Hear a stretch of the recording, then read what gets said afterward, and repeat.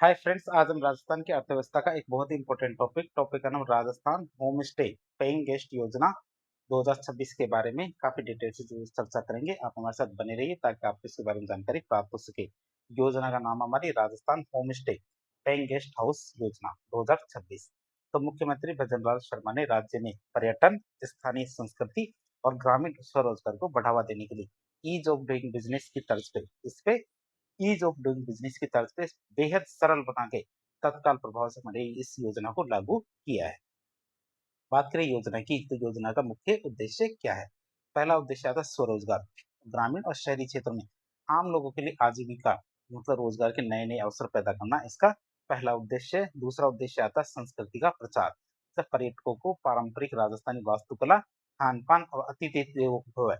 कौन कौन सी पर्यटकों को हमारे राजस्थानी वास्तुकला, हमारे खान-पान और अतिथि देवो भव का वास्तविक अनुभव देने के लिए हमारी ये योजना लाई गई। योजना हमारी कौन सी पेइंग गेस्ट योजना, ये तो आप समझते होंगे।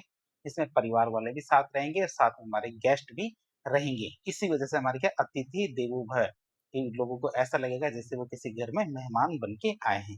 बात करें नियमों के सरलीकरण की, तो होम स्टे संचालन में आने वाली जो कानूनी और प्रशासनिक बाधाएं हैं उनको दूर करने का इसका उद्देश्य था। आप इसे याद रखिए। अब बात करेंगे नए संशोधित नियमों की, बात करते हैं मेजर अमेंडमेंट्स की बात करें, तो पुराने नियमों में बदलाव करते हुए सरकार ने मकान मालिकों को बहुत ज्यादा राहत दी है। बात करें कौन सी राहत थी? आवास क्षमता में वृद्धि। पहले एक होम स्टे में अधिकतम 5 कमरे मतलब 10 बेड ही किराए पे दिए जा सकते थे। नए संशोधन के बाद अब इसे बढ़ा करके अधिकतम 8 कमरे और 24 बेड मतलब बिस्तर कर दिए गए हैं। अधिकतम कितने? 8 कमरों में 24 बिस्तर मतलब 24 बेड लगाए जा सकते हैं। मतलब एक कमरे में 3 बेड अधिकतम हो सकते हैं। मालिक के निवास की अनिवार्यता को समाप्त कर दिया गया। पहले ये था कि जो हमारा होम स्टे था उसमें मालिक भी खुद भी रहेगा, लेकिन अब ये अनिवार्यता थी, इसको समाप्त कर दिया गया। पहले ये अनिवार्य शर्त थी कि मकान मालिक या उसका परिवार उसी परिवार परिसर में निवास करे। नए नियमों के तर्ज पे इस शर्त को पूरी तरह से हटा दिया गया, जिससे हमारे लोग अपनी खाली पड़ी संपत्तियों को भी होम स्टे के रूप में उपयोग कर पाएंगे। जो उनकी खाली पड़ी हुई संपत्तियां हैं उनका भी हमारे क्या होम स्टे के रूप में उपयोग किया जा सकेगा। फिर पंजीकरण प्रक्रिया और श्रेणियों की बात करें, किसकी पंजीकरण प्रक्रिया श्रेणियों की बात करें, तो आवेदन प्रक्रिया को तेज और पारदर्शी बनाया गया है। जो हमारा आवेदन प्रक्रिया है इसको तेज और पारदर्शी बनाया गया। कैसे? सबसे पहले आती है त्वरित स्वीकृति मतलब फास्ट ट्रैक प्रोसेस। तो आवेदन करने के मात्र 7 दिन के भीतर मतलब वर्किंग 7 डेज के भीतर संचालन के लिए अस्थायी पंजीकरण दे दिया जाएगा। कितने?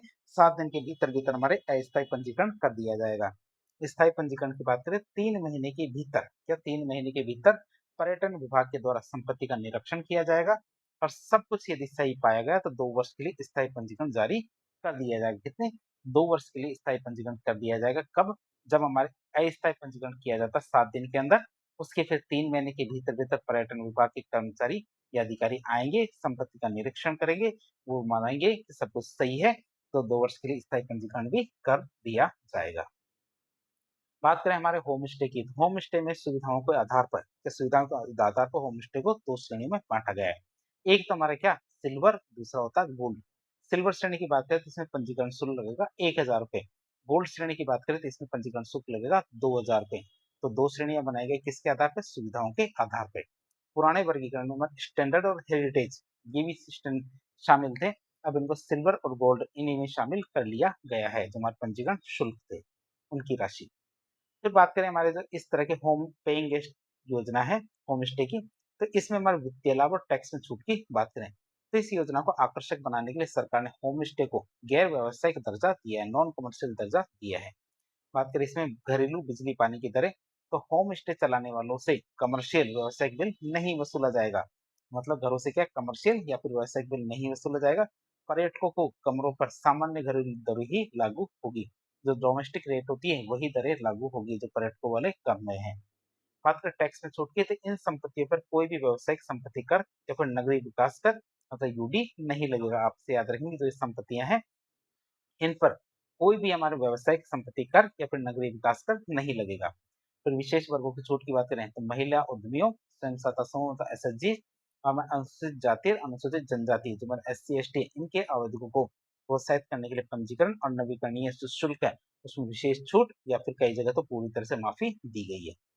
बात करें सुरक्षा और रिकॉर्ड संधारण की, किसकी? सुरक्षा और रिकॉर्ड संधारण की बात करें, तो योजना के सरलीकरण के साथ-साथ ये योजना के सरलीकरण के साथ-साथ सुरक्षा नियमों का पालन करना अनिवार्य है। जैसे हमारे विदेशी पर्यटकों की जानकारी इसके अंदर रखनी ज़रूरी है। तो होम स्टे संचालक को विदेशी मेहमानों के रुकने की सूचना स्थानीय प्रशासन और पुलिस को देनी होगी यदि कोई विदेशी मेहमान उनके होम स्टे में आके रहता है और वो किसके माध्यम से देनी पड़ेगी? सी फॉर्म के माध्यम से ये सूचना देनी होगी। फिर मेंटेनेंस रजिस्ट्री की बात करें तो सभी मेहमानों का पूरा रिकॉर्ड अतिथि पंजिका में कम से कम 7 वर्षों तक सुरक्षित रखना ज़रूरी है।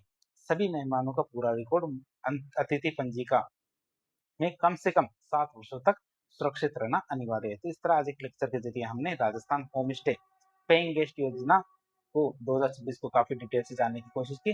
तो इस प्रकार के इन्फॉर्मेटिव वीडियो देखने के लिए हमारे चैनल से जुड़े। वीडियो यदि पसंद आता है तो वीडियो को लाइक करें, चैनल को सब्सक्राइब करें, अपने दोस्तों के साथ शेयर करें। धन्यवाद।